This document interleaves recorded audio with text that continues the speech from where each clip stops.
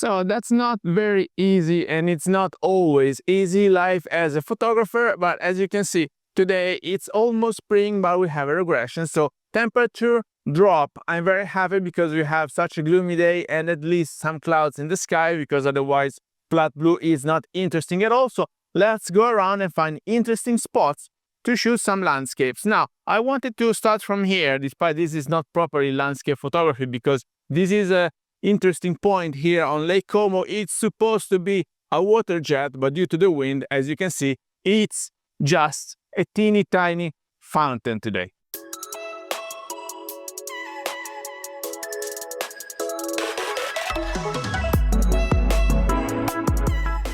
Hello everybody, welcome back to the channel. Thomas Love here from One Lens Only, and today, yes, we're officially starting going around and looking for interesting viewpoints and landscapes, because Lake Como here, it's not just about villas. There are very interesting sites, and so we're gonna discover them together. As you can see, we have many mountain peaks. Some of them are covered by clouds, some others are covered by mist. There's mist filtering, and so there are interesting sites for you to discover, because I honestly know that tourists come here, they only go for vessel trips to Bellagio and they shoot at villas and something, but there's nothing much to do in the city, but that's plenty of things to do up on the mountains. And so these peaks are as high as 1,000 meters, the highest of them. It's the very start of the Italian Alps, and then eventually, if you keep going over there, you get into Switzerland. So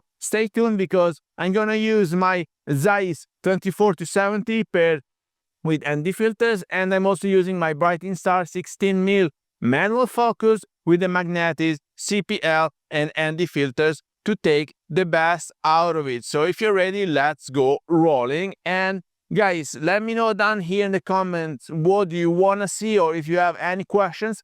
I don't have a medium format camera, so I'm gonna do everything with my full frame, which is plenty. It's enough. It's a small camera, but with a big sensor, and we have plenty of stuff that we don't even need, because right now I'm using the AF tracking and the zone focusing, but for landscapes, you just set it to infinite. And if you have any questions about the gear, the settings, the whatever, just let me know down here in the comment. Now, I will show you what I'm doing here in order to get prepared. The very first thing that I'm doing is to switch glass. Now, I'm removing the 24-70 and I will be mounting the 16mm f2.8. I don't really need a fast glass, but I need a wider glass.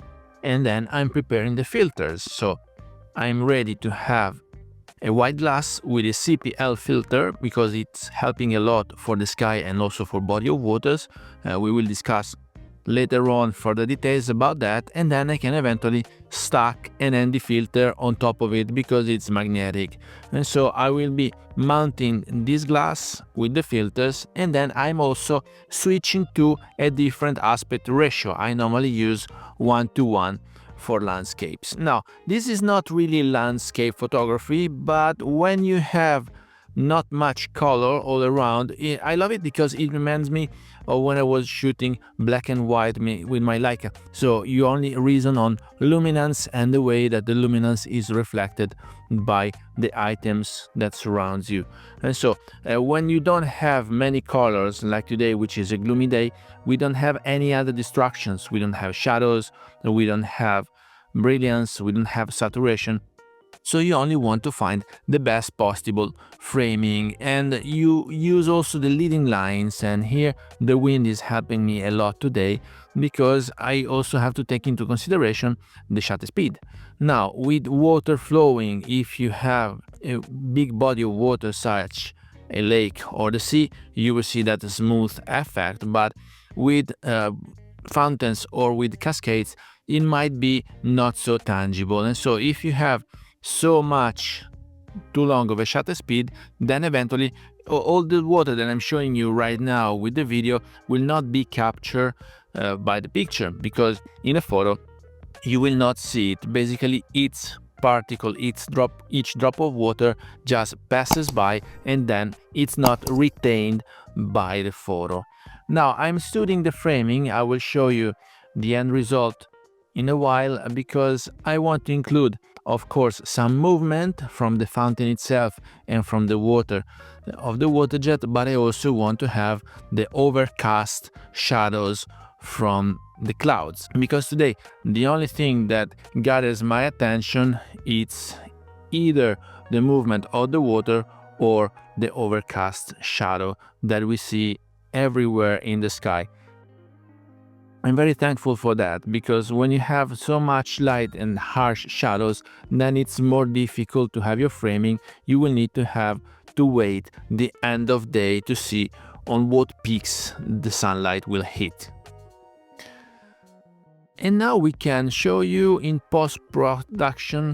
The first thing I'm doing is to change the ratio, because I changed the ratio in camera, but it doesn't appear in the raw file. So you will have to change the aspect ratio in the raw file as well. Now I have the same framing that I had in camera. When you switch, thanks to Luminar Neo, it respects exactly the same framing I was having in camera. I will show you how to do that.